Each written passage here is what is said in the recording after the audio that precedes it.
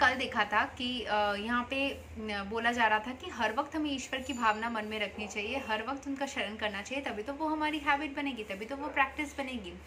तो आगे पढ़ते हैं। Lord Chaitanya also advises this. He says, Kirtana Sada Hariha. One should practice chanting the names of Lord always. The names of the Lord and the Lord are non-different. मतलब ईश्वर का नाम लो या ईश्वर की chanting करो, ईश्वर के बारे में सोचो, कुछ भी तरीके से करो, बस भावना रहनी चाहिए वो ईश्वर की। So Lord Krishna's instructions to Arjuna to remember me and Lord Chaitanya's instruction to always chant the names of Lord Krishna are the same instruction. Chant करो या उनको मन में रखो, मन में बसा रखो, या उनका नाम लो, फिजिकली उनका नाम भी ले सकते हो या हृदय में या दिमाग में भी उनको रख सकते हो, बात एक ही है। There is no difference between Krishna and Krishna's name. Okay, in the absolute status there is no difference between reference and referent. Therefore we have to practice remembering the Lord always 24 hours a day by chanting his name and molding our lives activities in such a way that we can remember him always. जैसे मैंने एक example दिया था, मैंने कहीं पे गई थी, वहाँ पे कोई काम कर रहे थे, थोड़ा थक गए थे, तो बैठ के हरे कृष्ण बोल के वो बैठ गए, मतलब सिंपल तरीके से ले रहे, कोई चैंटिंग मतलब ऐसे माला जाप नहीं कर रहे, बस ऐसे ही नाम ले रहे, बहुत सिंपल तरीके से। How is this possible? The acharyas give the following example. If a married woman is attached to another man, or if a man has an attachment for a woman other than his wife, then the attachment is to be considered very strong. One with such an attachment is always thinking of the loved one. The wife who is thinking of her lover is always thinking of meeting him, even while she is carrying out her household chores. In fact, she carries out her household work even more carefully, so her husband will not suspect her attachment. Similarly, we should always remember the Supreme Lover, Sri Krishna, and at the same time perform our material duties very nicely. A strong sense of love is required here. If we have a strong sense of love for the Supreme Lord, then we can discharge our duty at a very time and remember him. अगर ईश्वर के प्रति, ईश्वर से मिलने की इच्छा है कि अगर मैं काम को अच्छे से कर लूँ तो उसके बाद मैं ईश्वर से अलग से मिल भी सकती हूँ या अलग से बात कर सकती हूँ, उसके लिए समय निकाल सकती हूँ। कोई भी अगर आपको चाहते हैं कि ये सब आप काम कर लोगे, जैसे बोलते हैं ना बच्चों को कि अगर आप ये काम कर लोगे आपको चॉकलेट मिलेगा, तो उसके लिए बच्चे कर लेते हैं, तो उसका ना रिवॉर्ड जैसा रखा जाता है। तो उस तरीके से ईश्वर से मिलना, अगर आप खुद ही एक रिवॉर्ड जैसे उसको रखते हो तो आपके सारे काम अच्छे से बन भी जाएंगे। अगर आप ऐसे सोचते हो मैं सारे काम अच्छे से कर लूँ तो ईश्वर की ब्लेसिंग्स मिल जाएगी मुझे, तो आपके सारे काम अच्छे से भी बन जाएंगे एंड आपका काम भी कंप्लीट हो जाएगा एंड ईश्वर की ब्लेसिंग्स भी मिल जाएगी, तो फ़ायदा ही फ़ायदा है। Okay, but we have to develop the sense of love. Arjuna, for instance, was always thinking of Krishna. He was the constant companion of Krishna, and at the same time he was a warrior. Krishna did not advise him to give up fighting and go to the forest to meditate. When Lord Krishna delineates the yoga system to Arjuna, Arjuna says that the practice of the system is not possible for him. Arjuna uvacha yo mama yoga satvaya prokta samyena madhusudana yattas हम ना पश्यमि चंचलत्वत् स्थितिं स्थिरम. Arjuna said, O Madhusudana, the system of yoga which you have summarized appears impractical and undurable to me, for the mind is restless and unsteady. But the Lord says, Yoginam api sarvesham madgate nantaratmana श्रद्धावन भजते यो मम स मे युक्तातमो मतः. Of all yogis, the one with great faith who always abides in me, thinks of me within himself and renders a transcendental loving service to me, is the most intimately united with me in yoga and is the highest of all. मतलब जिसके अंदर faith है, ईश्वर की भावना है, faith है, वही ईश्वर से हमेशा connected रहता है। इसके लिए कोई बड़ी बड़ी साधना या बड़े बड़े कोई यज्ञ या बहुत बड़ी कुछ चीज़ें करने की ज़रूरत नहीं है।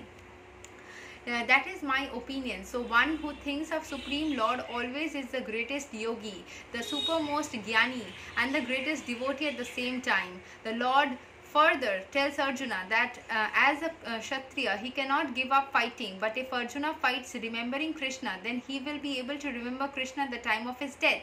But one must be completely surrendered in the transcendental loving service of the Lord. तो ईश्वर की भावना रखने से ही ईश्वर को सर्व करना हो जाता है. उनके लिए अलग से थाली लगाना, अलग से उनको नहलाना, अलग से उनके लिए डेकोरेशंस करना, वो तो प्यार है ही. लेकिन वो अगर नहीं भी कर पाए तो प्रॉब्लम नहीं है, वही बताया जा रहा है. अगर आप करना चाहते हो करो, अगर नहीं भी कर सकते हो तो भी चलेगा. ईश्वर की भावना, किसी को प्यार करने का मतलब ये नहीं होती कि उसको गिफ्ट्स दो. उसका प्यार करने का मतलब होता है कि उसके लिए समय निकालो, उसको सोचो, उसके बारे में प्यारी प्यारी थॉट्स रखो, उसके लिए मन में केयर रखो, उसके लिए मन में जगह रखो. यही प्यार का मीनिंग होता है ना. तो ईश्वर को प्यार करने का मतलब भी वही है. आपको ईश्वर को गिफ्ट्स देने की जरूरत नहीं है हर वक्त मेटेरियलिस्टिक गिफ्ट्स. ये तो शुरू से ही बोला जा रहा है, मेटेरियल वर्ल्ड से खुद को डिटैच करो, मेटेरियलिस्टिक चीज़ों से डिटैच करो. तो आपको लगता है ईश्वर जो मेटेरियलिस्टिक चीज़ों से खुद को डिटैच करने के लिए बोल रहे हैं, उनको मेटेरियलिस्टिक चीज़ें अच्छी लगेंगी? बिल्कुल नहीं. वो खुद को डिटैच करने के लिए और अपने अंदर अपने सोल के अंदर झांकने के लिए बोल रहे हैं. ईश्वर खुद ही उनसे कनेक्ट होने के लिए बोल रहे हैं. मतलब क्या चाहते हैं वो चाहते हैं हमारा समय, वो चाहते हैं हमारा अटेंशन, वो चाहते हैं हम खुद अपने हृदय में उनके लिए भावना जगाए. यही कोई भी ट्रू लव करते हैं ना, अगर प्यार करते हैं ना, तो यही चाहत होती है. कोई गिफ्ट्स विफ्ट्स नहीं चाहता, वो तो अच्छा लगता है, वो तो एक्स्ट्रा है. लेकिन उसके अलावा भी अगर आप किसी के बारे में भावना रखते हो ना, अपने हृदय में जगह बनाते हो ना, अपने जीवन में एक टाइम उसके लिए डेडिकेट करते हो ना, अपना प्रेशियस टाइम उसको देते हो, वो बहुत बड़ी चीज़ होती है. वही ईश्वर चाहते हैं. We work not for with our body actually, but with our mind and intelligence. अगर मान लीजिए बॉडी बहुत हट्टा कट्टा है लेकिन आपको रेस्ट नहीं मिलती, आपकी ब्रेन ऐसे ही सो जाएगी, तो आप काम नहीं कर पाओगे. इसीलिए तो माइंड की रेस्ट ज़रूरी होती है. So if the intelligent and the intelligence and the mind are always engaged in the thought of the Supreme Lord, then naturally the senses are also engaged in His service. Superficially, at least, the activities of the senses remain the same, but the consciousness is changed. ठीक है, तो आप superficially काम तो कुछ और कर रहे हो, लेकिन आपके जो कॉन्शियसनेस है वो ईश्वर की भावना में है. तो वही है सर्विस. सर्विस मतलब उनको खाना खिलाना नहीं होता है. सर्विस मतलब उनको दिमाग में सोचना और अपनी एनर्जी उनमें डेडिकेट करना. आपके अंदर क्या है जो ईश्वर ने आपको किससे बनाया है? आपके सोल. आपकी जो बॉडी दिया है वो ईश्वर ने आपको गिफ्ट किया है. आपके सेंस ऑर्गन से उसके वजह से सोल कुछ चाहता है तो वो कर पाता है because of the physical body. तो वही तो आपकी खुद की है. बाकी जो मटेरियल चीज़ें हैं वो तो आपकी खुद की नहीं है. तो जो आपकी खुद की है ही नहीं, तो उससे डिटैच हो जाओ. जो आपकी खुद की है वही तो आप सर्व कर सकते हो. You can only serve something to God which is your own. तो आपका खुद का क्या है? आपका खुद का सिर्फ आपका सोल है, आपका खुद का बॉडी है. That's something which is only yours. तो वही आप दे सकते हो उनको. अपने आप को दे दो ईश्वर को, किसी चीज़ को मत दो. Superficially, at least, okay. The Bhagavad Gita teaches one how to absorb the mind and intelligence in the thought of the Lord. Such absorption will enable one to transfer himself to the kingdom of the Lord. If the mind is engaged in Krishna's service, then the senses are automatically engaged in his service. अगर दिमाग भगवान के बारे में सोच रहे मतलब भगवान को सर्व कर रहे, मतलब आपका हाथ पैर बॉडी के सारे पार्ट्स ही भगवान के लिए समर्पित हो गए. This is the art and this is also the secret of Bhagavad Gita. Total absorption of the thought of Krishna. Thought. Socho. Modern man has struggled very hard to reach the moon, but he has not tried very hard to elevate himself spiritually. If one has 50 years of his life ahead of him, he should engage that brief time in cultivating this practice of remembering the Supreme Personality of Godhead. बहुत कम time होता है, 50 साल ना. ये millions and millions of years and billions of years की जो existence है multiverse की, galaxy की, उसमें ना 50 years या 20 years या 70 years या 100 years बहुत ही कम टाइम होता है. बहुत एकदम माइन्यूट सा छोटू सा पार्ट होता है. The practice is the devotional process. Spravanam kirtanam Vishnu smaranam pada sevanam archanam vandanam dasyam sakhyam atma nivedanam. This 9 processes, of which the easiest is Shravanam, matlab sunna, hearing to the Bhagavad Gita from the realized person, will turn one to the thought of Supreme Being. This will lead to remembering the Lord, Supreme Lord, and will enable us upon leaving the body to attain the spiritual body which is just fit for association with the Supreme Lord. The Lord says, Abhyasa Yoga Yuktena चेतसा नन्य गमीना परमं पुरुषं दिव्यं यति प्रार्थानुचिन्तयन्. He who meditates on me as the Supreme Personality of Godhead, his mind constantly engaged in remembering me, undeviated from the path, he, O Arjuna, is sure to reach me. Obviously बात पहले discuss हो गई है कि जिसके बारे में सोचोगे उसके जैसे बनते जाओगे, ईश्वर के बारे में सोचोगे ईश्वर से कनेक्टेड हो जाओगे, ईश्वर जैसे बनते जाओगे. This is not a very difficult process. However, one must learn it from an experienced person. Tad vijanartham sa gurum Ivabhi Gachet. One must approach a person who is already in the practice. The mind is always flying to this and that. One must practice concentrating the mind always on the form of the Supreme Lord Shri Krishna or on the sound of his name.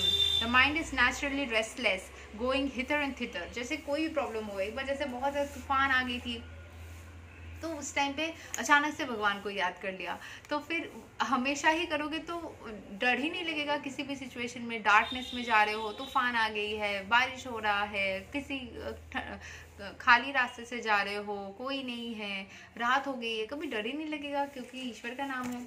मैं छोटा सा experience share करूँगी, थोड़ा सा आगे बढ़ते हैं. एक बार कुछ हुआ था. This is okay.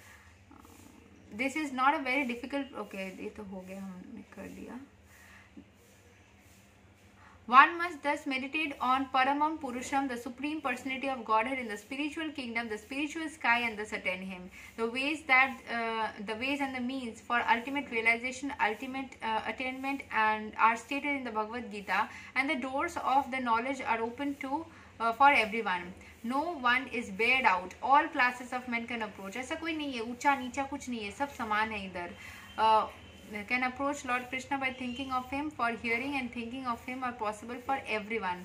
The Lord says, Mama hi partha vyapasritya ye pisyo papa yo nahya striyo vaisya tatha sudras te pi yanti paramam gatim kim punar ब्रह्मणा पुण्य भक्ता राजस्य तथा अनित्यम असुखम लोकम इमं प्रप्य भजास्वेमम.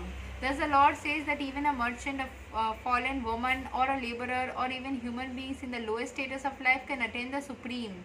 One does not need highly developed intelligence. The point is that anyone who accepts the principle of Bhakti Yoga and accepts the Supreme Lord as the summum bonum of life, as the highest target and the ultimate goal, can approach the Lord in the spiritual sky. If one adopts the principles enunciated in Bhagavad Gita, he can make his life perfect and make a permanent solution to all the problems of life. This is the sum and substance of the entire Bhagavad Gita. तो भगवद गीता में यही बोला जा रहा है कि ऊंच नीच की कोई डेविएशन नहीं होती, किसी को ऊंचा नीचा ये सब सोचा ही नहीं जाता.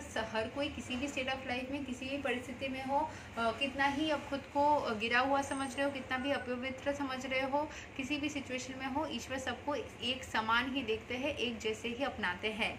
एंड कोई भी ईश्वर के पास किसी भी मोमेंट में खुद को उनके पास समर्पित कर सकता है, खुद को उनके पास पूरी तरीके से डिवोट कर सकता है, उनके बन सकते हैं. In conclusion, Bhagavad Gita is transcendental literature which one should read it very carefully. Gita शास्त्रम इदम पुण्यम यह पठेत प्रयत्य पुमन. If we properly follow the instructions of Bhagavad Gita, one can be freed from all the miseries and anxieties of life. एक चीज़ सोच के देखा है कभी भी, ईश्वर कितना इंडिपेंडेंट फ्रीडम वाले सोच के इंसान है. I mean, कितने फ्रीडम वाले सोच के है ईश्वर खुद ही जो है. हम सब जो एनर्जीज है, हम सब जो आत्माएं हैं, सारे तो ईश्वर के ही अंश है. उन्होंने ही हमें क्रिएट किया है, तो उनका तो हमारे ऊपर पूरा हक बनता है बोलने के लिए कि मैंने तुमको बनाया, तुम मेरे हो. बट कभी ईश्वर ऐसा बोलते हैं? बोला जाता है कि आप खुद को समर्पण करो. मतलब कितना ज़्यादा लिबर्टी दे के रखा है ईश्वर ने. मतलब कितना ज़्यादा जो हमारी कॉन्स्टिट्यूशन में बोला जाता है ना कि फ्रीडम है, आप अपना सोच सकते हो. जैसे कोई बोलते हैं ना, जो पेरेंट्स है, पेरेंट्स ने जन्म दिया, मतलब उनका पूरा हक है, बट आप उसको कैसे यूज़ करते हो आपके ऊपर डिपेंड करता है. जो ह्यूमन पेरेंट्स है उससे भी तो ज़्यादा हक तो वो ईश्वर पेरेंट का है, जिन्होंने सब कुछ को बनाया है. वो कभी भी हक जताते हैं हमारे ऊपर, क्या तुम मेरे हो, मेरे हिसाब से चलो, मेरा बात सुनो, कभी नहीं बोलते। उल्टा लिखा जा रहा है कि आप खुद को समर्पित करो, means he has given the freedom and the liberty that if we want we can go to him and if we don't want we don't go to him. The consequences of whatever we decide to do depends on whatever we choose। Consequences वो उसी के ऊपर depend करेगा कि हम क्या choose करते हैं, लेकिन वो लिबर्टी वो देख के रखे, हम चाहे तो हमारे उनके ही क्रिएशन है हम, लेकिन हम चाहे तो उनके बन सकते हैं, नहीं चाहे तो नहीं बन सकते। कभी भी हमारे ऊपर वो नहीं ये करते कि तुम मेरे क्रिएशन हो तो मेरे हिसाब से चलोगे। This is a very good learning which the parents should also learn. Parents को भी समझना चाहिए कि आपने अपने बच्चे को जन्म दिया, इसका मतलब ये नहीं कि आप बच्चे को अपने ही हिसाब से पूरा चलोगे, पूरा हक है आपका, आप कुछ भी कर सकते हो। ईश्वर खुद ही नहीं करते हैं हमारे साथ, ईश्वर अपने क्रिएशन के साथ ही खुद ही नहीं करते, तो हम इंसान कैसे कर सकते हैं अपने क्रिएशन के साथ? बिल्कुल नहीं। ईश्वर से हम ये सीख सकते हैं, ईश्वर जैसे खुद अपने क्रिएशन को भी लिबर्टी देते हैं कि तुम चाहो तो मेरे पास आओ, एंड आओ तो अच्छा होगा तुम्हारे लिए, तो लेकिन वो छूट दे के रखते हैं वो। बाकी हमारी खुद की समझदारी है, कोई कोई जाता है, कोई आस्तिक होता है, कोई नास्तिक होता है, वो हमारे ऊपर है, उसमें वो कभी फोर्स नहीं करते। सिमिलरली पेरेंट्स को भी वैसा ईश्वर जैसा ही है ना, पेरेंट्स भी, तो उनको भी ईश्वर से तो यही सीखना चाहिए कि हम अपने प्रोडक्ट को भी अपने जैसे नहीं चला सकते कि तुम मेरे ही इशारे पे नाचो। उनको भी लिबर्टी होनी चाहिए कि वो क्या चूज़ करना चाहते हैं ज़िंदगी में, राइट। कोई कोई करता है ना, प्रोफेशन चूज़ करके देता है कि ये करो वो करो। ईश्वर तो खुद चाहते तो खुद कर सकते थे, हर किसी का प्रोफेशन वही डिसाइड कर देते तो हमारे तो बेस्ट प्रोफेशन बन जाती, हमारे भाग्य के बारे में उनको सब कुछ पता होता, वही हर चीज़ को डिसाइड करके देते तो वो तो बेस्ट डिसीजन होती। लेकिन ईश्वर इतने पावरफुल होने के बावजूद भी अपने क्रिएशन को वो कभी भी डायरेक्ट नहीं करते कि तुमको यही करना है, वो लिबर्टी भी हमारे ऊपर छोड़ते हैं। तो हमें भी इंसान पेरेंट्स को भी अपने इंसान बच्चों के लिए भी ये करना चाहिए।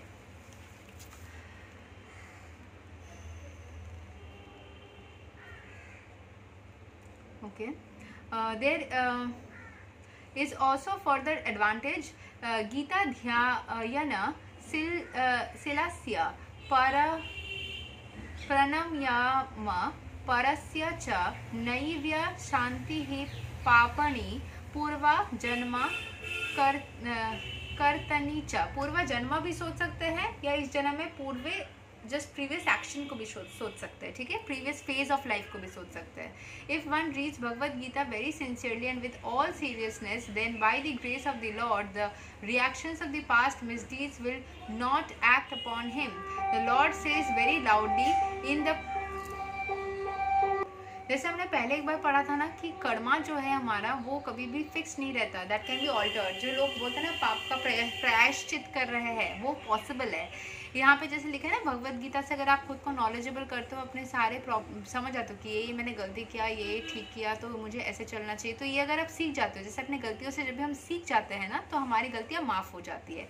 तो वही चीज़ बोला जा रहा है, सर्वा धर्मन परित्याज्य मम एकम शरणं व्रज अहम त्वं सर्वा पापेभ्यो मोक्ष यस्यमि मा शुचा।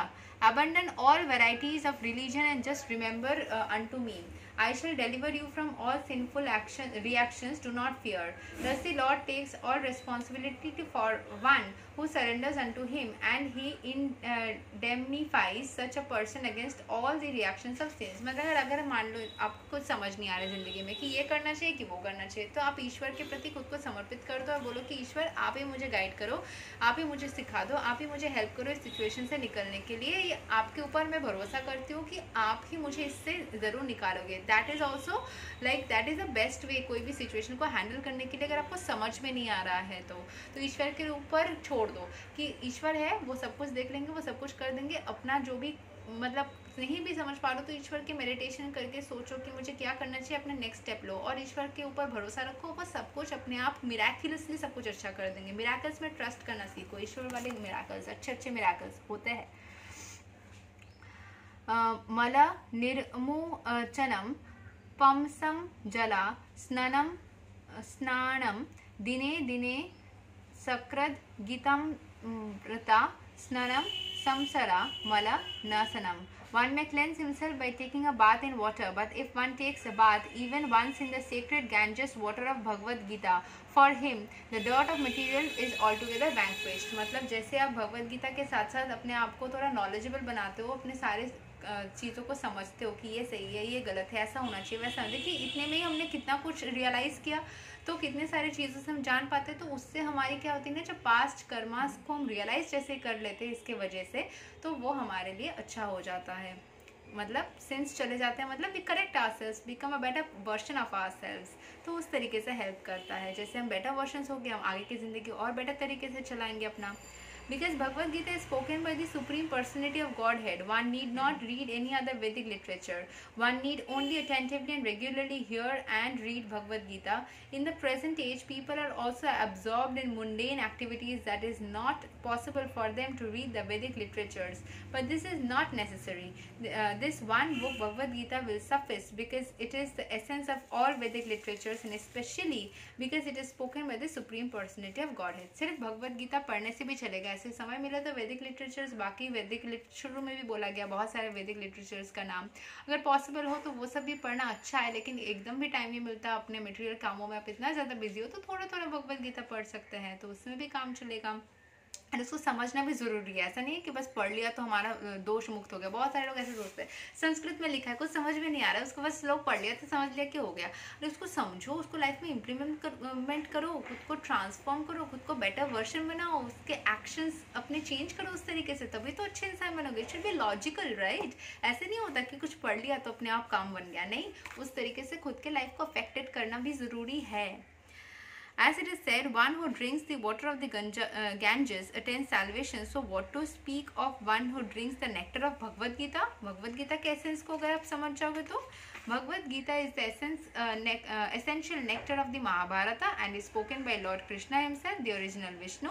Bhagavad Gita comes from the mouth of the Supreme Personality of Godhead, and the Ganges is said to emanate from the lotus feet of the Lord. Of course, there is no difference between mouth and the feet of the Supreme Lord, but from an impartial study, we can appreciate that Bhagavad Gita is even more important than the water of the Ganges. जैसे गंगा का जल P के लोग बोलते हैं ना कि शुद्ध हो गए, उससे अच्छा है कि आप बुक को पढ़ो, नॉलेज को अपने दिमाग में लो, अपने कैरेक्टर को उस हिसाब से असैसिनेट कर सकते हो, अपने अंदर बेटर क्वालिटीज़, अगर कुछ चेंजेस करना है, कुछ ट्रांसफॉर्मेशंस लानी है जो आपके खुद के लिए अच्छा है, वो लाने से वो पूरी सोल की ट्रांसफॉर्मेशन हो जाएगी। सिर्फ एक पानी की छिड़कने से उतना नहीं फल होता जितना कि नॉलेज के एसेंस से होता है। नॉलेज को समझने से, अपने अंदर रियलाइजेशंस को लाने से होता है। बस एक लाइन पढ़ लेने से नहीं होती, उसको समझ के लाइफ में इम्प्लीमेंट करने की ज़रूरत होती है। This Gita Upanishad, Bhagavad Gita, the essence of all the Upanishads, is just like a cow, and Lord Krishna is famous as a cowherd boy is milking this cow. Arjuna is just like a calf, and learned scholars and pure devotees are to drink the nectarian milk of the Bhagavad Gita. तो जैसे एक ये गाय है, गाय को वो milk करके उसका essence निकाल रहे हैं, हम उसको दूध को पी के हम खुद को और एनर्जाइज कर रहे हैं। Good analogy, right? In the present day, people are very much eager to have one scripture, one God, one religion and one occupation. Therefore, ekam shastram devaki putram gitam, let there be one scripture only, one common scripture for the whole world, Bhagavad Gita. ऐसा तो जितना हो सकता है, मतलब इसको पढ़ना अच्छा है। एको देवो देवकी पुत्रा एवा, let there be one God for the whole world, इको मंत्रास तस्या नमानी, and one hymn, one mantra, one prayer, the chanting of his name. Hare Krishna Krishna Krishna Hare Hare, Hare Ram Ram Ram Hare Hare, and let there be only one work, only the service of the supreme personality of God है। जिस तरीके से ईश्वर को मानते हो, जिस तरीके से कंफर्टेबल हो, उस तरीके से ही मानो। बस ये मान लो कि सुप्रीम जो पावर है, जो एनर्जी है जिसने सारे डिज़ाइन की, ऑब्वियसली एक एनर्जी तो होगी ना, उसके ऊपर खुद को समर्पित कर दो। जिस तरीके से कंफर्टेबल हो उस तरीके से करो, बस सुप्रीम एनर्जी की तरफ खुद को समर्पित कर दो। हरे कृष्णा। मिलते हैं अगले वीडियो में, शुरू करेंगे न्यू चैप्टर से। इंट्रोडक्शन आज खत्म होगी पेज 30। Thank you.